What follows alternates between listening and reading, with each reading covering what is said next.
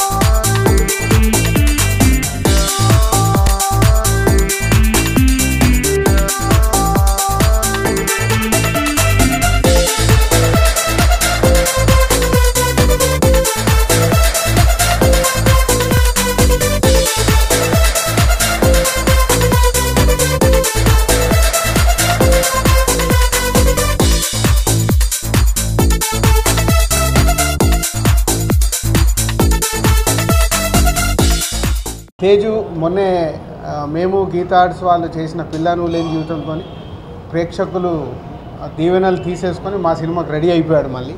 So ఈ cinema ద్వారా తేజుకి కళ్యాణ్ గారికి తొలి ప్రేమ సినిమా ఎంత ఇమేజ్ తెచ్చిందో, సో అంతటి ఇమేజ్ బన్నీకి ఆర్యాతో ఎంత ఇమేజ్ వచ్చిందో, అంటే ఒక యూత్ఫుల్ ఇమేజెస్ వాళ్ళకు వచ్చినట్టు ఈ సినిమా ద్వారా తేజుకి రావాలని మనస్ఫూర్తిగా కోరుకుంటున్నాం. Thank you.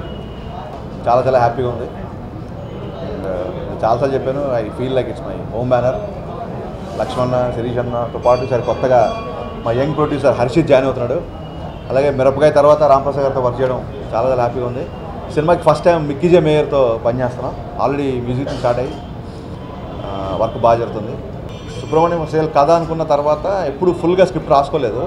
పాయింట్ వైజ్గా క్యారెక్టరేషన్ రాజని చెప్పినట్టు ఎప్పటి నుంచో ఒక క్యారెక్టరేషన్ ఉంది. గబ్బర్ సింగ్ టైంలో కళ్యాణ్ గారి ఇంట్లో ఫస్ట్ టైం తేజ్ని చూసినప్పుడు తనతో ఇంటరాక్ట్ అయినప్పుడు అట్రాక్ట్ అయ్యా బాగా.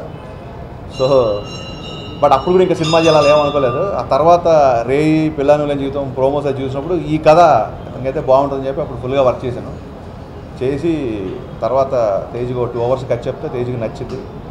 డెఫినెట్గా ఒక ఫుల్ ఫ్లెడ్జ్డ్ కమర్షియల్ హీరోగా తేజ్ని ఈ సినిమాలో చూపించాలనుకుంటున్నా. అన్ని రకాల అంటే లైక్ క్లాసు, మాసు, యూత్ అందరికీ నచ్చే అంశాలు. అంటే లవ్ స్టోరీలకి యాడెడ్ అడ్వాంటేజ్, అంటే లవ్ స్టోరీతో పాటు కమర్షియల్ ఎలిమెంట్స్ అన్నీ ఉన్న సినిమా. మెయిన్ క్యారెక్టరేషన్ బేస్ సినిమా. డెఫినెట్గా సుబ్రహ్మణ్యం క్యారెక్టర్ తేజుకి గుర్తుండిపోతాయి. So all need your blessings. Rajan చెప్పినట్టు డిసెంబర్, జనవరి, ఫిబ్రవరి ఇక్కడ షూటింగ్ ఉంటుంది. ఏప్రిల్లో యూఎస్లో ఒక 30 days టాకీ అండ్ ఒక 2 songs చేస్తున్నాం. అండ్ యాక్చువల్గా మేలో రిలీజ్ అనుకుంటాం, సమ్మర్ రిలీజ్ ప్లాన్ చేస్తున్నాం.